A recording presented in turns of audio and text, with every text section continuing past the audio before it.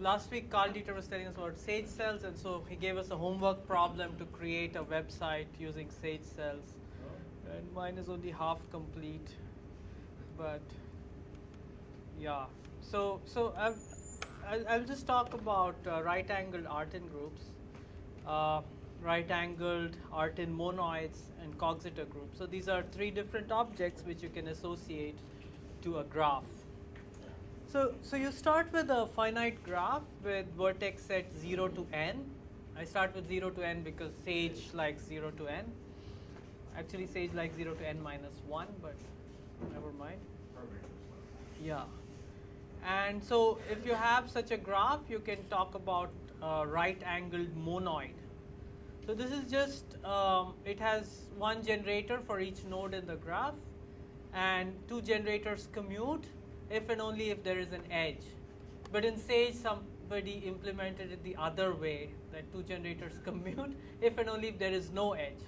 Luckily, there's a method called complement of a graph, and so you can easily go between these things. My defense, this makes sense if you think about it as a graph. Exactly. Lifted up using, So this is a special case of braid relation where you usually have something like xi, xj, xi, xj, a string of length mij is equal to this a string of length mij of the form xj, xi, xj, xi.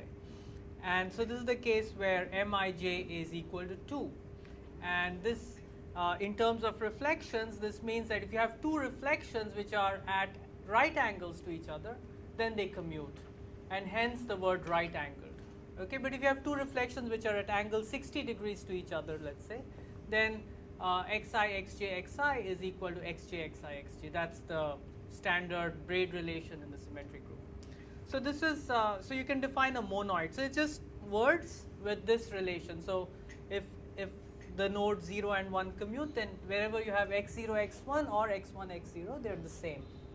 So words modulo the equivalence relation generated by this transformation. Yeah. No, I'm still, yeah. Yeah, so exactly. So M gamma is this set of equivalence classes of words of this form. And multiplication in this monoid is just concatenation of words. You have two words, you just put them up next to each other. And the identity element is the empty word. And you can also define a right-angled Artin group. And this is just the groupification of this monoid. So now the words can be in xi or xi inverse as well for each I. And of course, xi times xi inverse is the identity. So you can contract those things. And you can also define a Coxeter group. So that's called the Artin group, right-angled Artin group. And the right-angled Coxeter group is the quotient of the right-angled Artin group by the relation xi squared equals 1. So xi is xi inverse. Yeah, so xi is xi inverse. So you're back to having words in just xi because xi inverse becomes xi. But I guess the what is the difference here? So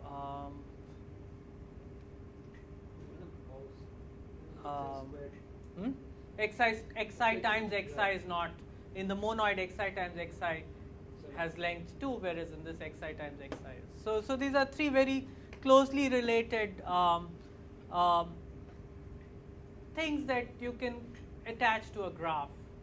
And these were, well, at least this Artin group was mentioned to be by Jayadev Atreya, who was here a few weeks ago, and he suggested why not I try to compute the length generating function of this. So that's what I'm going to explain how I did. So the length of an element in any of these objects is by definition the length of the shortest word that represents it. So that's not unique, but certainly its length is unique because I'm saying it's a minimal length generator. So we denote that by Lx. And so what's the length of the identity element? Well, it's 0 because it's an empty word. And In M gamma, there are n plus 1 elements of length 1 because you have x1, x2, x0, x1, x2, xn. And the same in C gamma. But in A gamma, you have 2n plus 1 elements of length 1. Yeah, because of the inverses. So And sorry, by just notation, M gamma is the monoid. yeah, A gamma is the is the right angled Artin group, and this is the coxeter. So M for monoid, A for Artin, and C for coxeter. Okay. One of them is not a person. So I would have preferred M gamma, G gamma. Well, these two are groups. Okay. So how do you distinguish between them? Yeah. Okay, so you can now associate these length generating functions. You just take M gamma of Z is the sum over all the elements of M gamma, Z to the power length of X.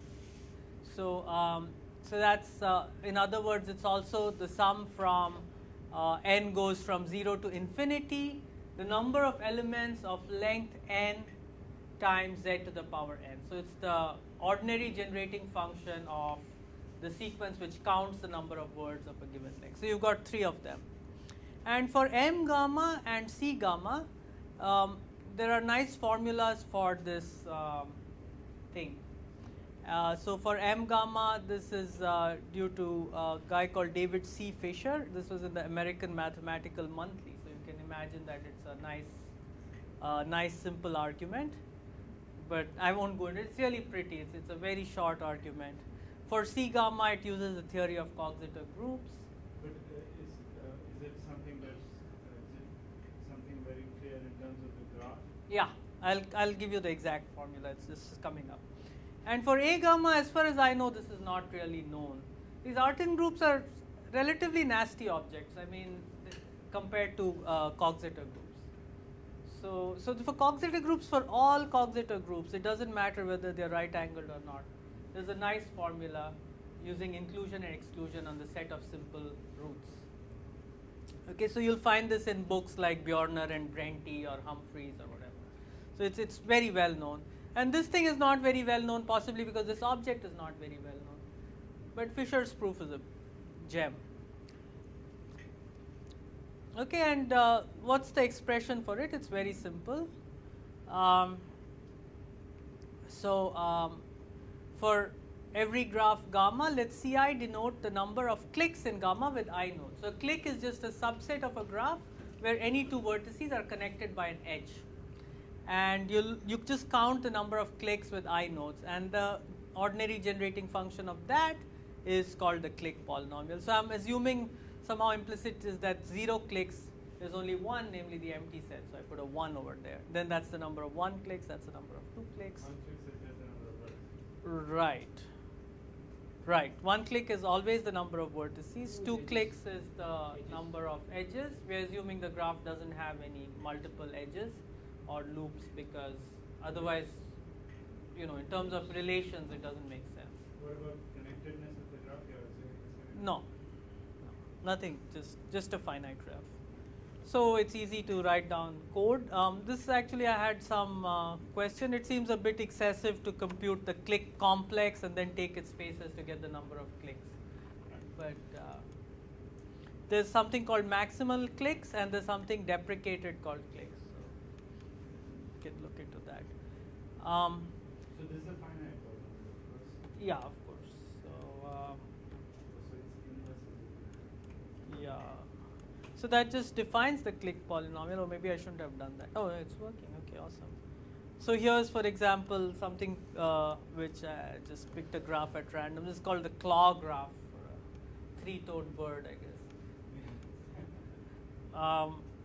So you can compute its click polynomial. So there you see it has 4 vertices and 3 edges, and that's exactly what you expect. And so Fisher gave this very simple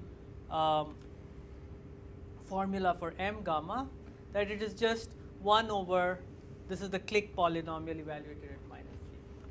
And for coxeter groups, there's a formula that it is 1 over minus z over 1 plus z. Now these two proofs are not really related. They're slightly different. I mean, quite a bit different. It's not at all clear why they should be, these two should have this nice functional relation. So you can see that this is this function evaluated at z by 1 plus z. Okay, and now for the so although these proofs are quite similar, the proof for right-angled coxeter groups is quite different. Blah blah blah. Which Davis is This is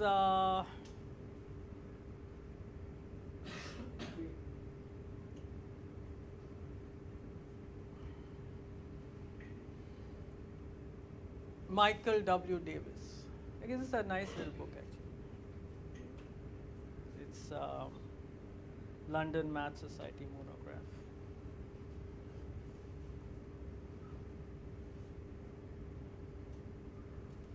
Okay, so and here's my formula. So okay, so let me just do some. Yeah, so for the corresponding Artin group, the rationality of the length generating function is not known. Even the rationality is not known in general. So when the corresponding coxeter group is finite, it's known. This is due to a paper of Charney. This is very general though. When the coxeter group is finite but no other conditions. Or when it is of large type, i.e. those Mij's which I talked about are all greater than or equal to 2. Those xi, xj, the braid relations. Okay, and that's due to Holt and Rees. So, but for right, it seems that, so this of course completely excludes right-angled Artin groups but for right-angled Artin groups, I have this nice little formula which is very similar to this formula, and I also have a very good reason why all these three have such closely related formulas. And there's also another, so for example, you can just calculate all of them in some special case. Oh no, you can't. Oh, they're supposed to be linked, but I think, oh no, I have to do all of them again, right? Yeah. Carl Dieter is not watching the last few points of my assignment. There you go. So I mean, anyways. I think that says it. I don't know why it's gone above. I must have been messing around with my file. Okay. So anyway, so you know, it's pretty trivial to program this, right? Now there's another thing called the geodesic growth function, and that's a geodesic word is just a word which is of minimal length. So Jaydev and other geometers like to think of these as geodesics. Group theorists would not. Yeah. But they like to think of these things geometrically. So you can just look at all geodesic words of what? Yeah.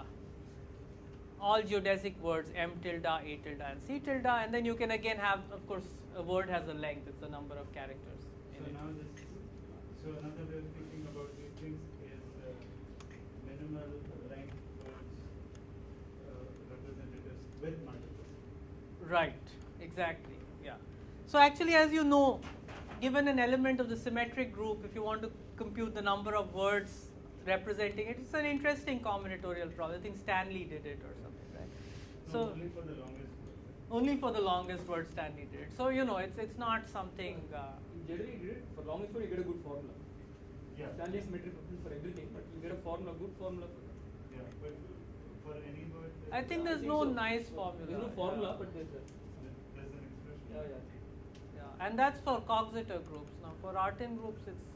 But somehow here it's known that these generating functions are all rational, okay? Because somehow these relations don't come up. Sorry, what is the class there? Minimal in the class, sorry. Minimal length in its class. Classes, I mean, the group, these objects are defined as equivalence classes of words. That's all. So it's the minimum thing representing that element. So how is it different? I was thinking of something else. Say class, because then then this will be equal to that. Yeah, why? I mean, how is this No, different? here- What are these geodes? Okay, let's forget about what I wrote. What I mean is, a geodesic word is a word which is of minimal length for the element of that it represents. Okay. There could be more than one minimal length element. Yeah. But what I mean here is that anything else which is equivalent to it, namely which is equal to it in the monoid group or whatever, is of length at least that much. All Ci's are 1. And for these, the rational generating, it's known that these generating functions are rational. Yeah, but I didn't finish this assignment, so I have some program for computing these. So I have right-angled geodesic generating function. So let me first define a graph. It's probably not good to call it gamma. Let's say graphs dot claw graph, then right-angled geodesic generating function.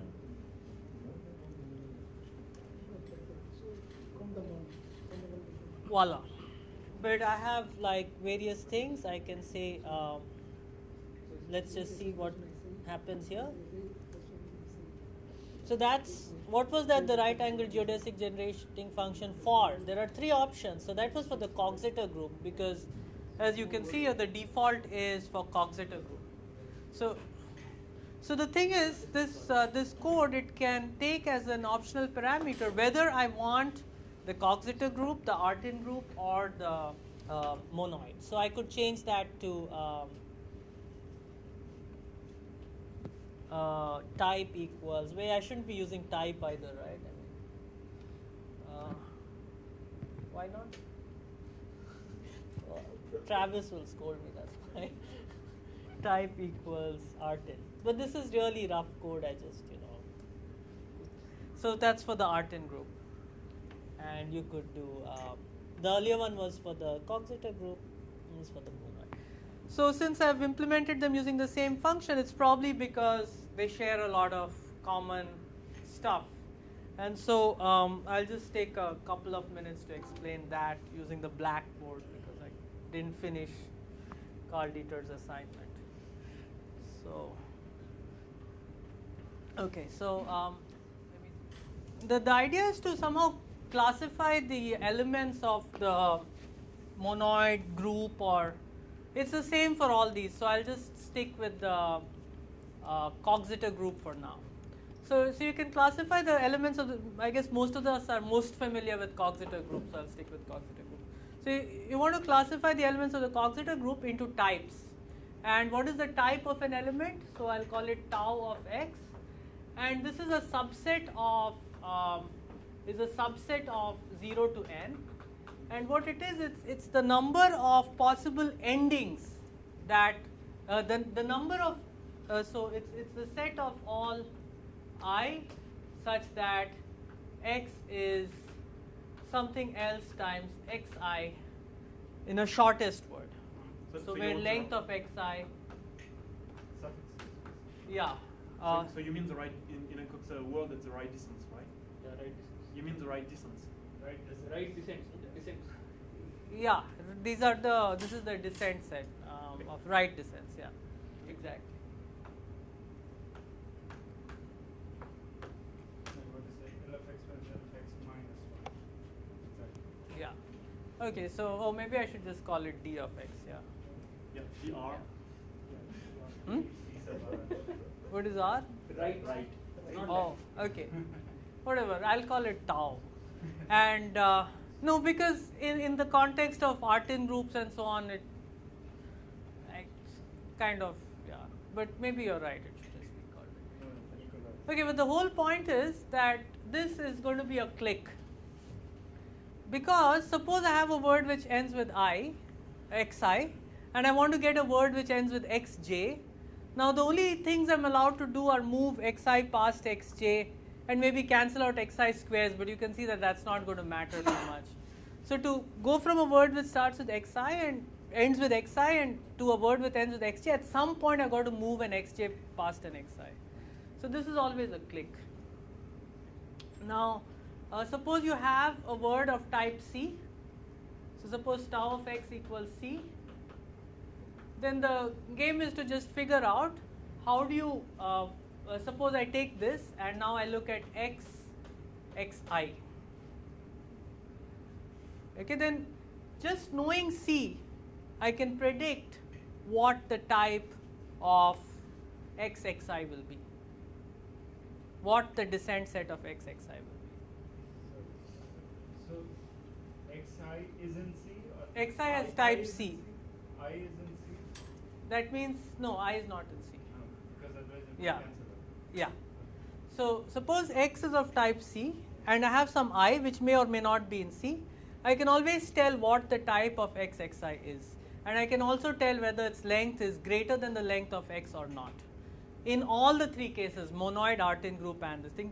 So let me just explain the type in an example. So suppose I have this is my type, and say I have a new vertex, and say this is connected to these two. So this is my is that color chalk? My old click. Oh, yeah. And this is my new node, and this node is only connected to these two. So I'm looking at xxi. Now who can I bring to the end of this xxi? Can I bring this guy to the end? No, because I'd have to move it past this, and it doesn't commute. But I can bring this and this. So the new click is this. And this gives branching rule. So if I know how many elements there are of type C of length 5, then I can figure out how many elements there are of length C plus 1, of length 6 of type whatever C prime for every C prime. So that's all I program into it. And so you can use transform matrix. yeah, so there's what I call the branching matrix. So given a element of type C, how many ways can I extend it? Can I find an element of length 1? How many times how many i's are there such that xxi has length greater than x and has type C prime, where C prime is another click. So I can figure that out. And there's only slight differences between the monoid, the Coxeter group, and the Artin group, as you can imagine, right? So let me just show you how this thing gets coded.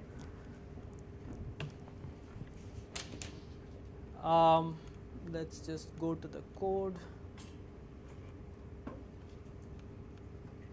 Oh, I can do it here, right? So there's something called branching rule. So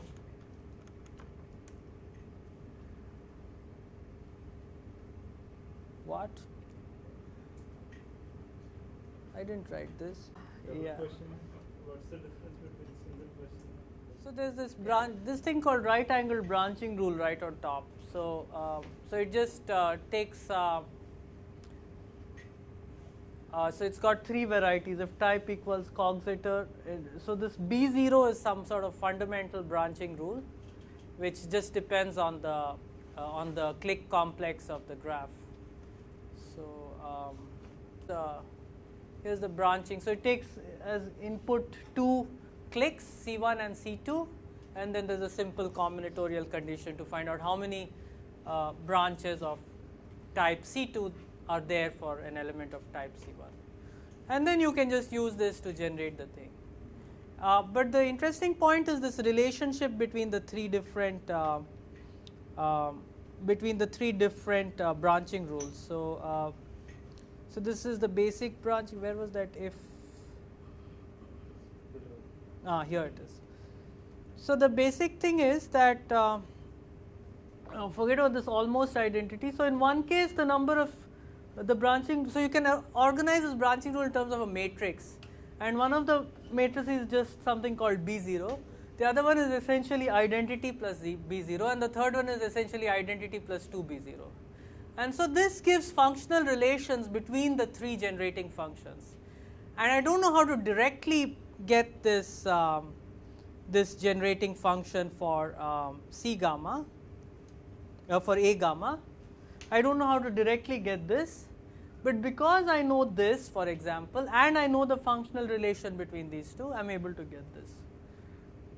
So, and for this other thing, for this guy, which I showed you not in the worksheet but in the command line, there's no. It depends. It is not independent of the click I mean, that one only depends on the click polynomial, but this, you can have two graphs with the same click polynomial but different generating functions.